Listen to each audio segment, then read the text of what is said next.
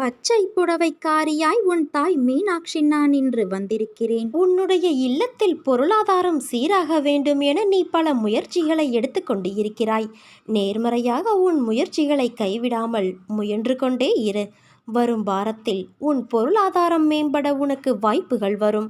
உன் வாழ்க்கை தரம் கொஞ்சம் கொஞ்சமாக உயர்வதற்கான ஒரு வலுவான அடித்தளம் அமையும். வரும் வாய்ப்புகள் உனக்கு சாதகமாக நிச்சயம் அமையும் குழந்தையே.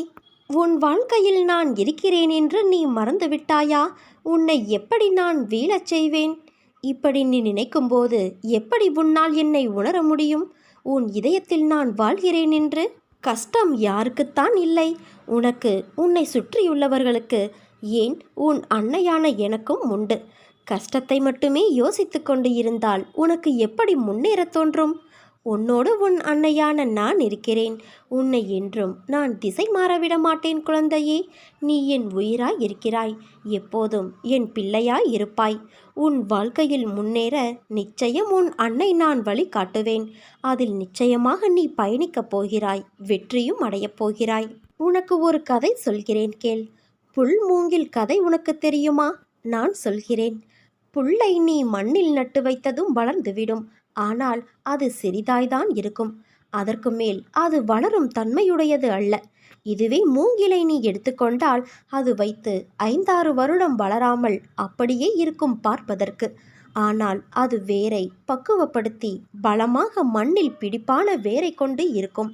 அதன் பிறகுதான் அது வளர ஆரம்பிக்கும். ஆனால் அது வளர ஆரம்பித்து விட்டால் அதன் உயரம் 10 மடங்கு வளர்ச்சியை கொடுக்கும்.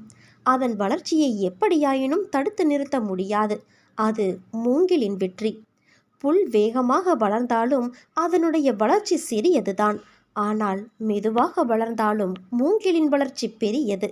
உனக்கு வெற்றி கிடைக்க நேரமாகிறது என்று வருந்தாதே என் பிள்ளை. நீ வளர்ந்து உயரமாக நிற்கப் போகின்ற மூங்கில் மரம்.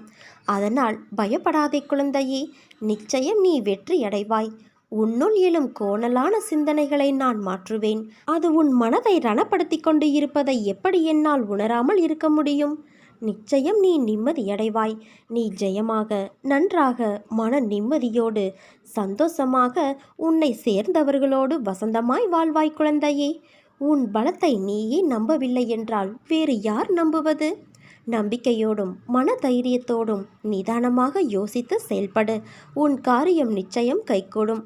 நிகழ்காலம் உனக்கு கடினமாக இருந்தாலும் இது நிரந்தரம் என்று நினைத்து கொள்ளாதே. நிலைகள் மாறும், காலம் மாறும். மாறவில்லை என்றால் உன் அன்னையான நான் உனக்காக மாற்றுவேன். யாருக்கும் தெரியாமல் நீ அழுதாலும் உனக்கே தெரியாமல் உன் கண்ணீரை துடைக்கும் கைவிரல் போல உன் அன்னை நான் இருப்பேன். உன்னை தேடி உன் இல்லம் வந்து கொண்டு இருக்கிறேன். ஞானம், ஆரோக்கியம், செல்வம் என அனைத்து செல்வத்தையும் உனக்கு அள்ளி அள்ளி தரப்போகிறேன் குழந்தையே. என் பரிபூரண ஆசீர்வாதங்கள் உனக்கு முழுமையாக கிடைக்கப் போகிறது.